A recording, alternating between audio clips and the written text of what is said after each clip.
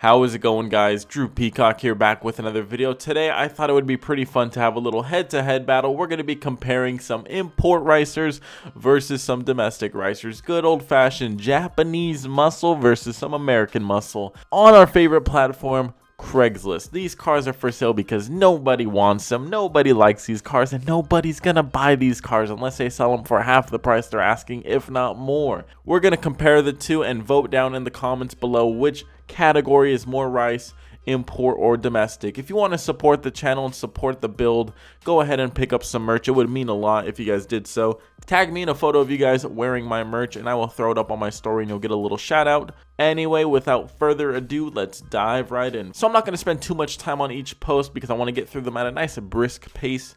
Don't want to be stuck up on one car for too long, just like these owners were for many years. But anyway, here we go. First post, Acura, $1,000 or best offer. Just in case you forgot, it is in fact $1,000. So this is an Acura Integra, if you couldn't tell. It doesn't look like one anymore. There are some mods that this guy did, and I mean, who can blame him? An Acura Integra is a great platform to start on too, but if you go down the wrong path, it might look like this, and it might end up in one of my videos, and not one of the good videos. But I think this car used to be orange. Now hear me out. It looks like it's got a silver goldish color right now, but you know, inside the door panels and everything like that, inside the door sills, it is orange. So I think this car was just baking in the sun with some really cheap paint for many years, because you got this nice bright orange in here, and then you can see some sort of faded blob of what it used to be. Either that or it's some nice custom two-tone paint. Either way, it looks like shit. The front bumper reminds me of a WRX bumper, an older one, and the headlights remind me of some Lexus headlights. This car is just all over the place with the pieces. He's got some Honda wheels. He does have an Acura Integra hood and an Acura Integra trunk, but besides that, everything else looks like pretty much aftermarket. Those look like RSX taillights. I could be wrong. This whole car is just one big mess. The interior, for most racers, you would know, is pretty underwhelming. We don't have any rattle canned pieces, which is nice, but we do have just a bunch of nasty stuff just lying around. We got a spare bolt right here on the passenger seat. Yeah, go ahead and sit on that, have that go straight up your booty hole. That'll be really comfortable.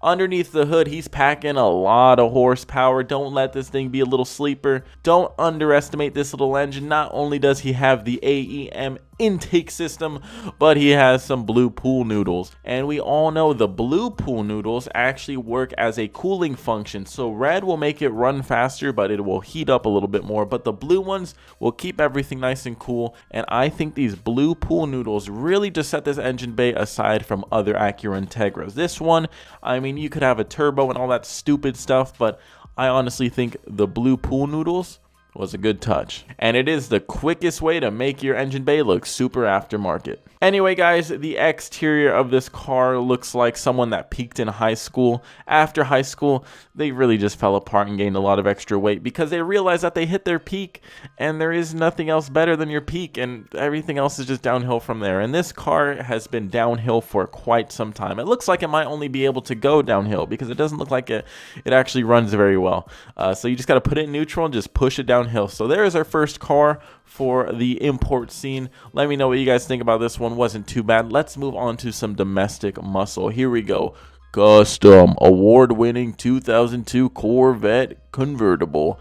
$23,950. Now this car, I mean, it is a Corvette, so I'm expecting a lot of midlife crisis, just impulsive decisions, and already from this first picture I can tell. Now I do believe here we have the owner, the midlife crisis machine, but we're not going to talk about him. We want to talk about the car. So one thing that I will say is this car already looks faster just because it has flames just all over the car. Flames on a car just represents how fast it can go in the quarter mile. This thing is going to be breaking through the sound barrier and it's going to start catching fire.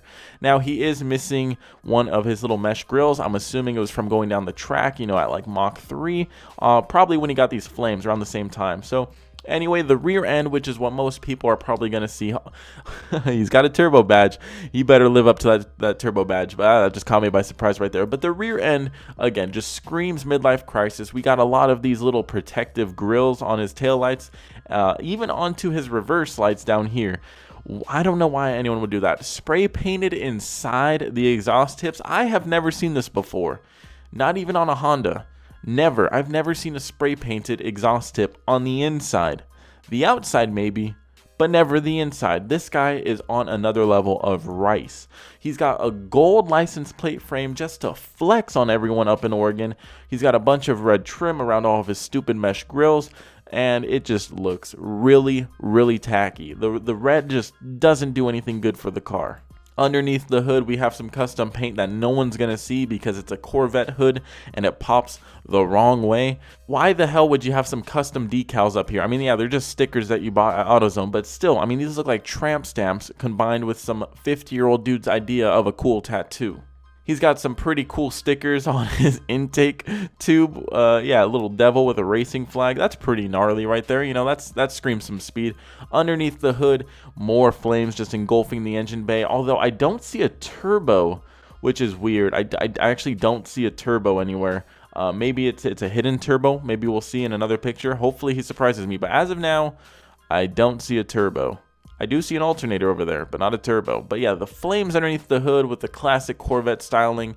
I mean, that's got to be an extra 50 horsepower right there. There's no blue pool noodle, sadly, but he does have a red master cylinder tank cap reservoir. I don't know why it's red, but you know what? I bet it works better now that it's red. I love the subtle detail of the flames on the mirror and the door handle. I feel like he just thought to himself, you know what, the mirrors and the door handles, yeah, there's just not enough flames on them. You know, hey Jimmy, you got your sticker book over here? Let me borrow some really quick and let me put them on my Corvette. Wheel setup isn't too bad, but I do see another turbo badge, so I'm waiting to see where that turbo is because I am really stunned. And it is an automatic. Nothing says midlife crisis like an automatic Corvette. With a shifter meant to look like an actual ball shifter. Come on. Anyway, guys, that will wrap up the picture section of this Corvette. I read the description really quick. Doesn't mention a turbo anywhere. I don't see a turbo anywhere, so I don't know why he has turbo stickers. But you know what? That will add to his rice level. That is bumping him up from an 8 to a 9 rice level. Not only do you have all of these stupid flames all over your Corvette, but you also have fake turbo badges stickered on multiple areas of the Corvette. You might as well just sticker "I'm a loser" right on the windshield so everyone knows, with an arrow pointing directly at you. Here we go, going back into the import scene. Working VTEC and many performance parts. Doesn't even list what car it is right here. It's okay because he will accept cryptocurrency, which is very nice. 4-cylinder, 160,000 miles, title status missing, which is really good. So this is actually a Honda Accord. Let's dive right in. So this first picture, someone obviously is nervous of taking photos, so they're a little bit shaky. They don't know what's going on. They're probably sad that they have to sell their race car, so they're kind of crying behind the camera right there. It's okay, I understand, you know, shaky cameras happens in one photo. Underneath the hood, thank God, jumped right into it. I was hoping that the next photo would just be right into the engine bay because that's what we care about here. And this guy has stepped it up another level. Not only does he have blue pool noodles, okay, maybe this is a common theme in the import community, but he did an air filter delete. This is 10 out of 10. Maximum performance. Why haven't I thought about this? The air filter slows airflow into the engine, so just remove it. Who cares? And it works as weight reduction. This guy's just blowing my mind right here. And then he's like, you know what? I know the blue pool noodles do cool better. I'm going to do a blue spray painted hood so that way it cools maximum efficiency. This guy is just on another level. And I think we got to give him some points for that right there. That is some serious, whoa. What am I looking at here? Sorry, I got sidetracked really quick. There's a lot of blue inside, and you know what? I think he's still a little nervous. We got another blurry photo right here, but it's okay. It's okay, because I think I can make out what I'm looking at. So I'm looking at an arcade steering wheel. I'm looking at 2 different seat covers here, which is really nice. Don't know what all this junk is in the passenger seat. Hopefully it comes with the car. This car for sure looks like it was hot wired, so that's perfect. You know, you want a car that's been stolen. That's cool. And then a nice shot of the front end right here. And you know what? I understand why he did all the extra cooling, because he's using his license plate to block his radiator, which is ultimately going to ding some points off of his cooling efficiency. So you know what? It balances out a little bit. I'm going to have to take away some points right there. But honestly, 10 out of 10, one of the cleanest Honda Accords ever. The rear end, the mix match colors. I mean, who can blame this car? This car looks like it's been sitting for years. This is what I call a barn find, if you guys know what I'm talking about. This car's been sitting underneath a tarp. Honestly, the engine itself doesn't look too bad. I mean, I'm not going to lie. That's pretty clean underneath there. That's not being sarcastic. I mean, besides the pool noodles, The engine itself, like if you pull that engine, it's probably not that bad. But the exterior, on the other hand, yeah, the exterior looks like Hurricane Katrina went and swept over it like 3 times and threw on some mixed match body pieces. I mean, the front bumper itself looks like something off of an Eclipse, and it's on an Accord. Come on. Anyway, he lets you know kindly that it has started as an Accord and has been extensively modified. Has a working VTEC starts and runs, so that's really nice. Performance radiator, yeah, we saw that with your nice blue pool noodles and your nice license plate blocking it. Full exhaust, suspension, brand new, not installed rotors all around, rims and tires, blah blah blah. No battery, so I don't know how it starts. It says no battery but starts. Don't know how that works. Title is lost. Getting a new bill of getting a bill of sale. A bill of sale isn't anything. I hope you guys know that. A bill of sale is nothing. That is just something you can print out. A bill of sale is nothing. Last registered 2017. Price negotiable. $1,300. Yeah, that seems like a steal if you ask me. All right, back to the domestic car scene. Chevy Camaro SS 2012. $19,500 for a 2012. This thing just must hold its value. I mean, $20,000 for a 2012 Camaro? Better be a V8. And it is a V8. Okay, all right, it is a V8. Better be manual. I hope it's manual. All right, let's look at the pictures. So I'm getting a little CTSV vibe right here.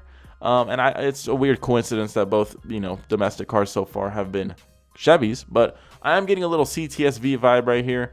And it's not too bad. Now, the wheels are bad. I don't know why anyone would put these Escalade wheels on a Camaro. I mean, these are like 23s. Why? You got some rubber band tires. I mean, this just defeats the performance aspect of a car. But the car itself, oh, Jesus, man. You can't just go full fucking Lambo doors and then the next photo not flex the Lambo doors. I really want to see those Lambo doors. Wow, that interior. I mean, that is some custom work in there. You kept the stock bus seats that came in the Camaro for some reason. Those giant ass seats. 26,000 miles. Wow, I mean, it's honestly not that bad. But then you go and turn your car into a field goal. I don't know why anyone would want to do this to their car. The front end is one of the weirdest bumpers I've ever seen. It does kind of work for it, but then you have just your stock hood and that completely just kind of kills it. Everything around the car looks aftermarket. Oh my God, that rear end is disgusting. Look at this. This looks like, whoa, Vicky. What the hell kind of rear end is this? Why are the taillights so far apart? That looks stupid. And then he puts up the Lambo doors just in case we wanted to know how it would look with the Lambo doors. Doesn't look any better there, pal. Honestly, this car isn't that bad. I hope he pops the hood. It doesn't look like he does, so we don't get to see what's underneath the hood. I have a feeling it would have been just as bad as the exterior. The car itself wasn't too bad. The rear end was disgusting, and the wheels are disgusting. That is mainly my 2 problems with it. Everything else isn't too bad. It is at least professionally done. But the Lambo doors, I mean, come on. You got a performance car, and then you're making it look like some kid's dream car while he's in 5th grade who still wears DC shoes and has a couple monster stickers on his binder. I like how his description treats the buyer like a moron. He's like, I am selling my Camaro SS. Wow, really? Who would have guessed? The Camaro is in very good condition and awesome to ride. It's also a convertible. Wow, who would have guessed that? By all the pictures in it with your top down. Wow. And the doors can go up. Just call them Lambo doors. It would sound better. It would be a better selling point. Low mileage. It has 26,000 miles, which is actually pretty good. What really has me shooketh is the miles. Now, I have a feeling it doesn't have that many miles because he didn't want to be seen driving it, and that's why it's for sale on Craigslist. That would be my best bet. And it makes sense to me. If my friends saw me driving this thing, oh, I would never hear the end of it. I would never hear the end of it. You know what? If I got seen in traffic by one of you guys driving this thing, oh, Jesus, I would be flamed up on the spot. I understand why you're selling it. 19,000. I feel like it's a little bit too high to get rid of this demon that's been taunting you, but it's okay. Anyway, guys, that's going to do it for this episode. Let me know down in the comments down below which car scene won, imports or domestic. Which car scene had the best racers? Now, personally, I don't know. I do enjoy always seeing some import rice, but at the same time, some domestic rice is really refreshing, and it's honestly a little bit funnier when you see some Corvettes that are riced out. The Camaro wasn't too bad. Personally, I think I could have picked a better car, but I think the Corvette made up for it, and he carried most of the weight. He carried domestic rice on its shoulders, carried the team to the finish, and we got to give him some props for that. But let me know what you guys think down in the comments down below. Subscribe to see more videos like this one. Hit the notification bell to flock to the videos with everyone else. Pick up some merch, and until next video, peace.